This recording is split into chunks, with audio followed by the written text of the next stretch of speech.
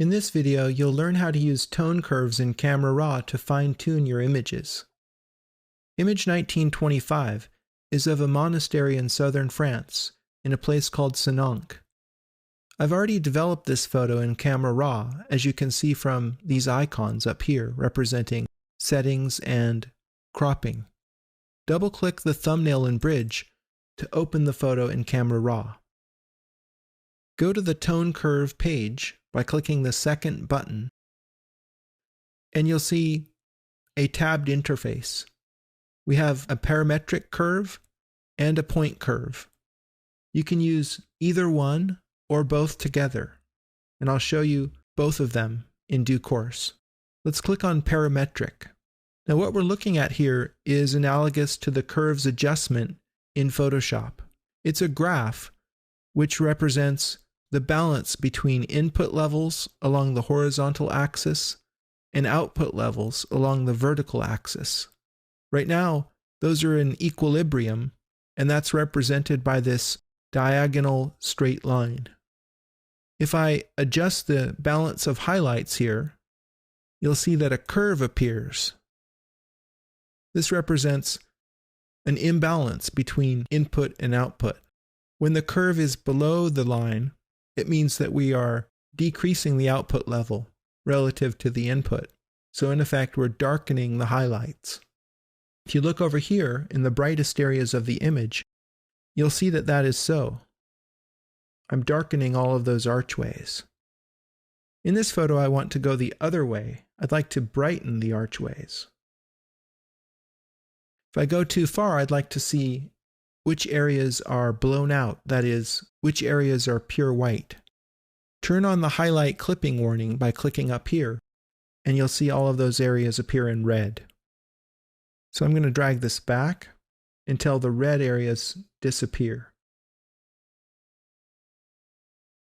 Watch what happens when I change the lights slider. I'll drag it to the left and then to the right.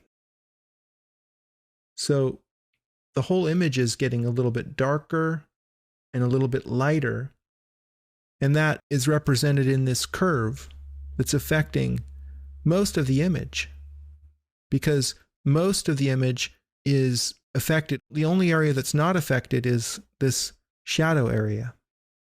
And as I drag this, you'll see that the effect of highlights and lights work together to form the shape of this curve. You can also see that up here in the histogram. As I drag the slider, you'll see it move. So the change isn't localized in one narrow area. It's actually spread out over the whole image, more or less. So the rule of thumb when you're adjusting curves is to make subtle adjustments. Don't slide this thing all the way over, or you're going to really mess up your image. Just move it a little bit here or there to give it a little bit of emphasis one way or the other. What I often do is just focus my attention on the image, position the cursor on the slider, and then just drag it back and forth and see which way looks better.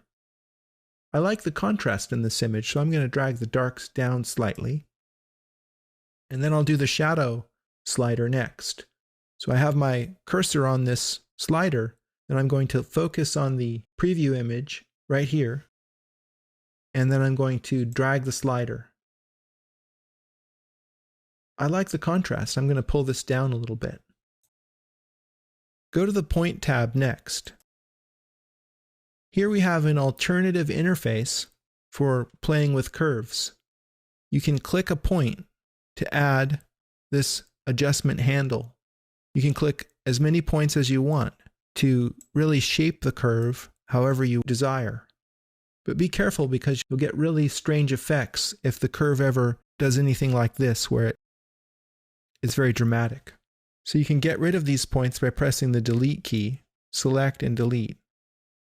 So I recommend, to really make use of this, is to use the arrow keys on the keyboard and start with just one point in the midtones, or one point up here in the highlights, or one point down here in the shadows.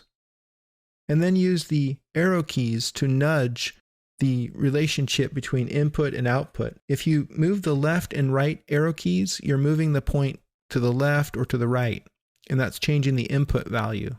I'll keep this centered at the midtone so that the input is 128.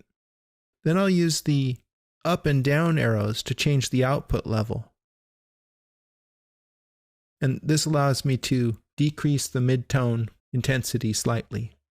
But where the point curves really come in handy is if you ever want to adjust the individual channels. So in this image, I notice that we have some greenery outside. I'll adjust the green channel, and I'll place a single handle right here in the middle, and then I'll use the arrow keys on the keyboard to move that input level to 128, and then I'll go down a few spots here just to take the green intensity down slightly. That way we reduce some of the green color bleed that we get from light reflecting off of these plants out here. And you can always see what is the effect of these adjustments by pressing the P key to toggle preview off and on. So before and after. It's always good to do a comparison like that to see if you're actually improving the image or harming it. And this is very subjective. It's really up to you to take a look at it and see whether you think it's an improvement or not. I think it is an improvement in this case. So there you have it. Different ways of adjusting tone curves to fine-tune your images in Camera Raw.